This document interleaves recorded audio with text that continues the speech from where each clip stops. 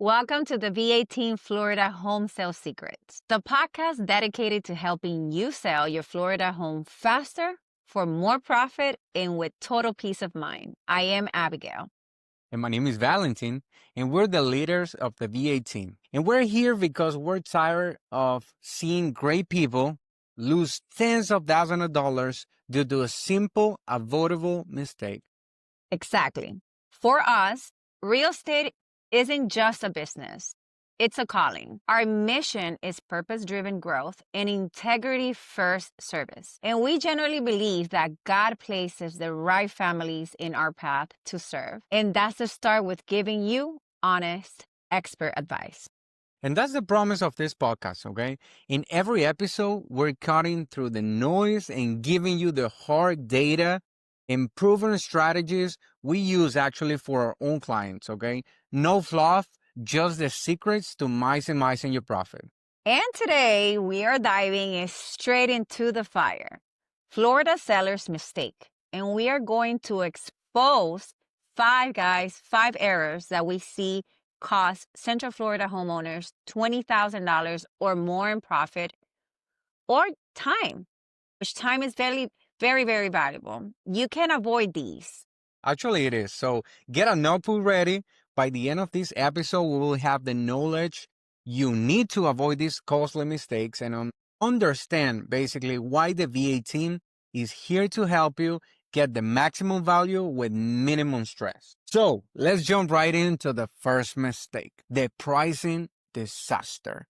The most expensive mistake is overpricing based off information online. Like people, usually sellers go to online and websites like Zillow.com and Realtor.com. There's a lot of pages online and they think they know the price, okay? So the first mistake is when you try to sell your property for a higher price than actually a real market price. And what happened in reality is you're not getting actually a lot of views. People's gonna know, like a realtor is gonna know that it's priced it incorrectly, like it's really high on price.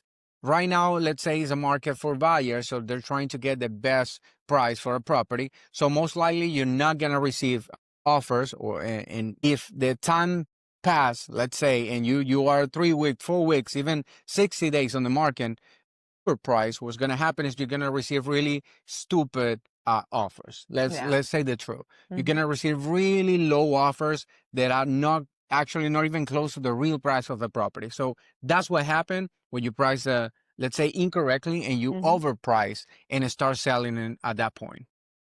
And now we're gonna talk about mistake number 2, which is the photography fail. That's what we call it. And why settling for poor photos is just criminal. Yes, you heard that right, criminal. Because buyers, when people are looking and you have a possible buyer looking to your home, right? And they're in Zillow, whatever application they are on, and they're scrolling down, guess what? They're gonna go buy bad pictures right away, just because it doesn't make them even stop to look at the first picture. It's not appealing, like. Not at all. So we explained a few small fixes. Guys, just a few small fixes that can make a home social media ready, let's say. For example, the first thing you should do is start decluttering your home. You know, I always tell my clients, declutter, start putting, like, you're moving soon, so just start putting everything in boxes. If you can put them nice and neat in your garage. Also, another good tip is just to take pictures away. Sometimes when you have a client, a possible buyer coming to your home, you want them to feel like that could be their home. You don't want them to feel like, oh, I am invading somebody's privacy. So I always say, you know, if you can take pictures away, it's another thing that you can do. And basically, we want to make sure that that house looks impeccable, beautiful, so that way you can sell it as fast as possible and for the most money, because I know that's what you guys want. Exactly. About this is very important. The realtor is taking picture, or if you're taking picture as a seller with your phone, it's not a professional picture. It's not gonna work out. Like it's not big enough to see it in a computer, for example. It's not gonna look good. So it really matters. Believe it or not, I still see realtors that use their phone and they do pictures that, at least if you're going to use your phone, at least have the decency to make it straight. Don't make it sideways or just put a picture of the window. You see crazy stuff. So that will hurt your chances of selling your property. Now, about the third mistake, ignoring the condition of your property. If you don't know as a seller in what condition is your own house, imagine what's going to happen with a buyer when they do actual inspection during the process after you get the contract. And then they're going to send an inspector, obviously with insurance and with a license. And they're going to check everything on your property. And then it's going to come back saying there's a lot of things to repair and either could break the deal slightly or they're going to ask you for more credits. Things that you could avoid if you know this from the beginning. If you know the condition of your property and you do your due diligence. So, for example, what we do as a leasing agents is we try to cover our seller. And the way it is we recommend we got an inspection company. They go to your property. They let you know what's going on. And if there's small, things to fix, or if it's a major thing, we'll know from the beginning. Either we recommend you to repair and do few, fix few things with little money. There is not going to break a deal. If you got a good offer in the future, you're avoiding that from the beginning. So that's a really big thing because if you get an offer right now, a competitive offer or a good offer for you as a seller, you don't want to lose it because of few things that they can come out on an inspection. Yeah. And I also tell our clients, listen, we don't want to put it under the rug. The buyers are going to do their job. And obviously they want to make sure they're buying a house that is in good conditions. So what we do is when you have an inspector, you're doing your due diligence and you're going to see your own report and you're being proactive because that way you actually see what the house has. We will tell you which repairs to prioritize. Like, for example, if it's something that is structural or something that is electrical, things that really matter, that's the stuff that we will tell you to go ahead and fix. Why? Because they're going to be brought up. Okay. And you want to make sure that you don't lose a deal just because of stuff that you can actually take care. And let me tell you right now, the time is of the essence. So a lot of realtors are looking just for buyers because let's face it, right now is a buyer's market.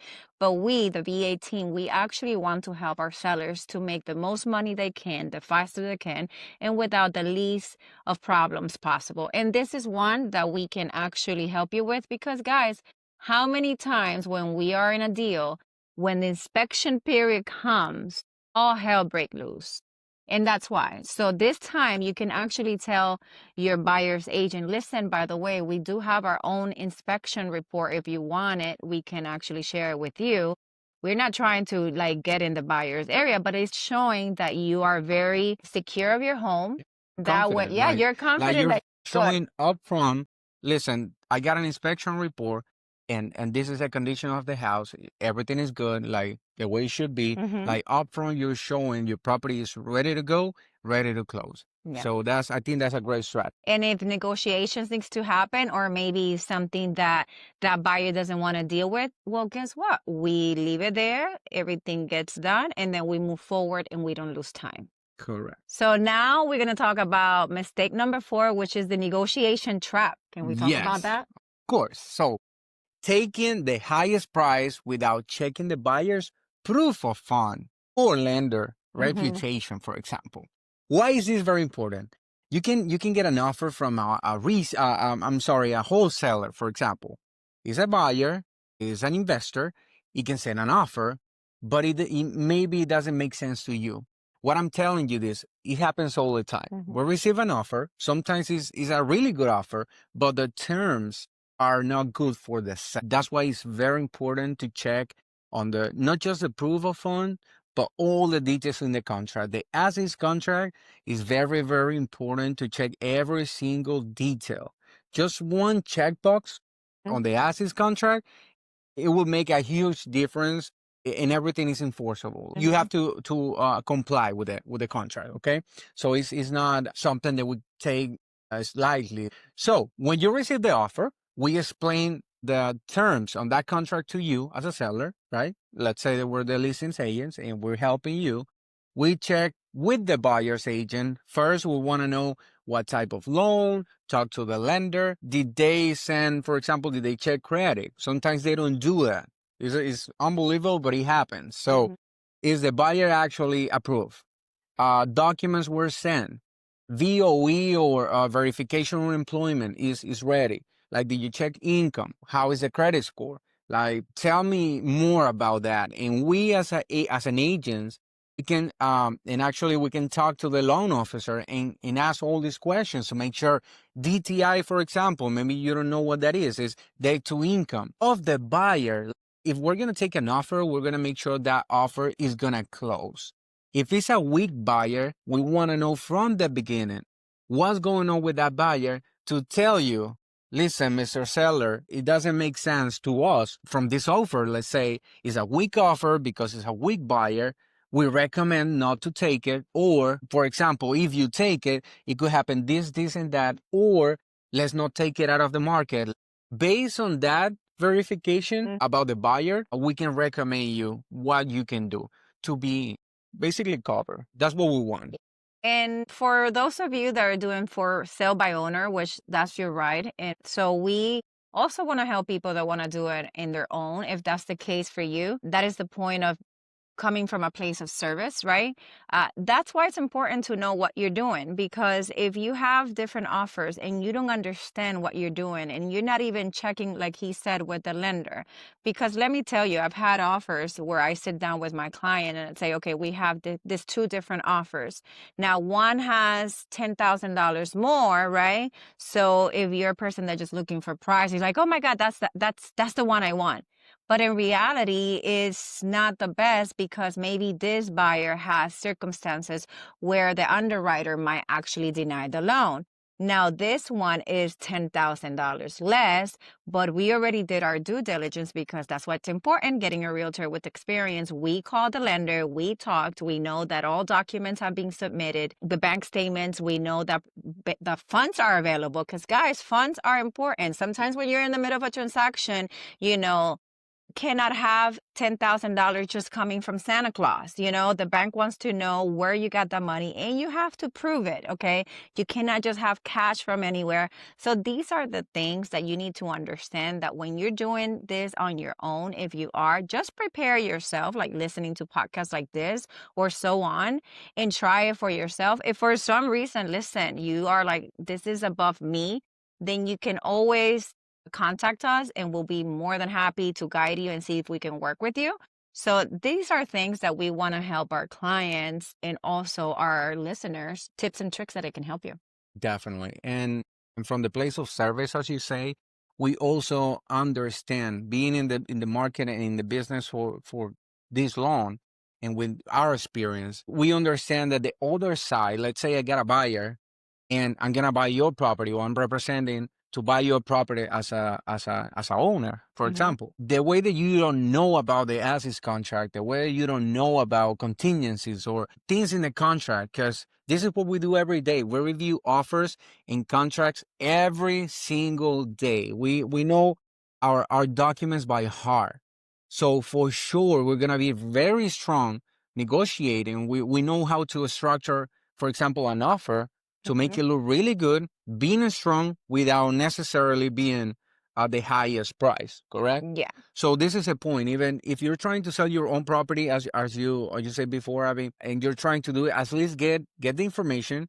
Try to do it as best as you can, because at the end of the day, I'm sorry, you're gonna be in front of a realtor, most likely representing a buyer, and you're gonna have to negotiate with that realtor, right? So the fact that you know what you're doing and that you do it correctly, you need to make sure that you can try to avoid all these mistakes, and you will have the best option in order to buy your property. Okay? Yeah, because the last thing is you want to get into contract your 30 days, because the minimum that you have is 30-day contingency, right, for financing. So if you're already in the contract, you know that you're already in it for 30 full days. Hey, I don't know about you, but that's a lot of time, which means a lot of money. Correct. Time is money. So in this business, it's very important. Time is of the essence for everybody. So mistake number 5, choosing the wrong agent. I cannot stress this enough. I always use the analogy of a lawyer. That could be the difference between you winning a case or losing a case. So when you hire an agent, a real estate professional, you have to do your due diligence as well, just as you do for your home you're going to sell or the one you're going to buy. Why? Because we have to understand that in our business, what makes a real estate agent is actually their experience. It's not only, hey, I just got my license, I have it for 25 years, but I haven't had one single sale. That doesn't make you an expert. What makes you an expert, you can have somebody that's been in the business for 2 years, but they have 100 transactions. That will definitely make the difference. So always check. There are websites out there that you can check, and you can actually see how many transactions a person has done in the career for at least the last 5 years. Yeah, basically ask, like, do your homework, your research. We're talking about a very huge transaction. Like a lot of money is involved, a lot of liability. You don't want to put your asset in the hands of somebody that doesn't have experience to do so. So this is very important for us because we see this every single day. There's a lot of agents either are new, either they're not selling anything in the whole year, they're part-timer. So make sure you're choosing a right, let's say a good agent that do this full time. They got enough experience to represent you, and make sure that you got the best outcome possible for your property in this case. Okay. And please, if you have, I know everybody has like maybe not one, 3 different agents in your family, friends, and so on. Just don't let your emotions get in the middle of it. Because at the end of the day, like he just said, this is most likely your biggest transaction. And this can actually mean a lot of money for you or actually lose a lot of money. So you always have to make sure that who you choose is the right agent. Correct. And now, this is it for today. Thank you so much for listening to our first episode. We are so excited. We have so many things coming your way. If you want to avoid these costly mistakes and find out exactly what your Florida home is worth today, we have a special offer to our listeners. Text the word profit to 407, and we will personally prepare a free, zero obligation, 90 days home profit analysis for your specific property. And we're going to show you exactly what you can expect to net at closing. So remember, text profit, the word profit, to 407. Guys, we appreciate you. Thank you very much for taking the time to listen to our podcast. There's a lot coming your way, and we hope you enjoy.